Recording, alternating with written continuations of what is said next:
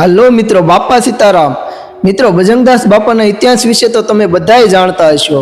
ભજનદાસ બાપાના અનેક પરચાઓ વિશે પણ તમે ઘણી બધી વાતો સાંભળી હશે, પણ શું તમે જાણો છો કે ભજનદાસ બાપાના ખાલી બોલવાથી જે રૂપાવટીમાં શામળા બાપા થઈ ગયા છે એ પરચો આપે છે। હા મિત્રો, બજરંગદાસ બાપાના ખાલી બોલવાથી જે રૂપાવટીમાં શામળા બાપા થઈ ગયા છે ને એ પરચો આપે છે।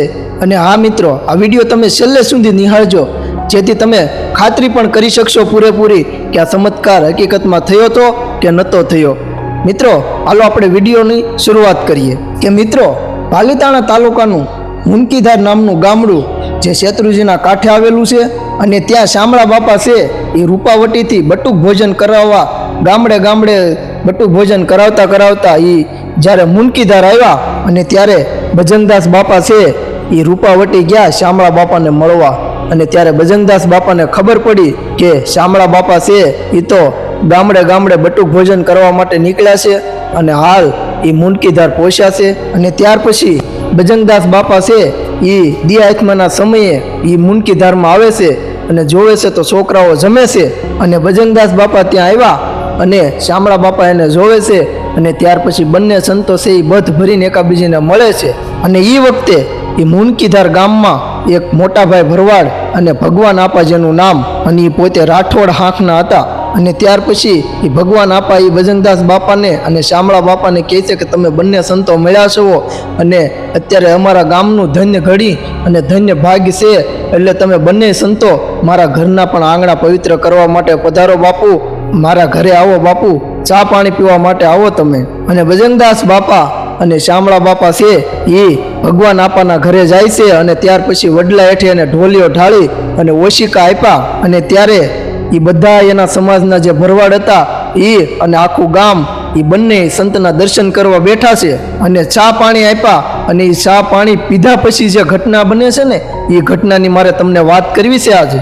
અને એ ચા પાણી પીધા અને અહીંયા શામળા બાપા પરચો આપે છે, તમે જોજો કે ભજનદાસ બાપાના ખાલી બોલવાથી એ શામળા બાપા પરચો આપે છે। અને એ બરોબર એ બેઠા છે ચા પાણી પીને અને વડલાની ઉપરથી એક ટેટો એ નીચે પડ્યો અને એ ટેટો છે એ શામળા બાપાની ટાઇલ ઉપર પડ્યો એટલે ભજનદાસ બાપા હસવા મળ્યા અને દાંત કાઢતા એટલું કીધું કે વડલા ઉપરથી ટેટા પડે એની કરતાં જાહેર ખરતી હોય તો કેવું સારું।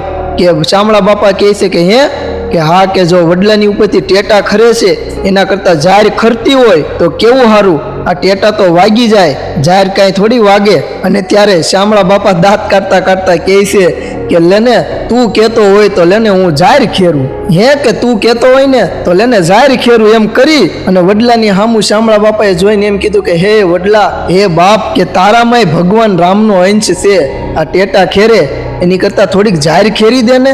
અને ત્યારે એ વડલાની ઉપરથી આખું ગામ મુનકીધાર જોવે એમ। અને હું તમને જણાવી દઉં કે એ મુનકીધાર ક્યાં આવેલું છે કે પાલીતાણા તાલુકાનું એ ગામડું છે, શેત્રુંજીના કાંઠે આવેલું છે।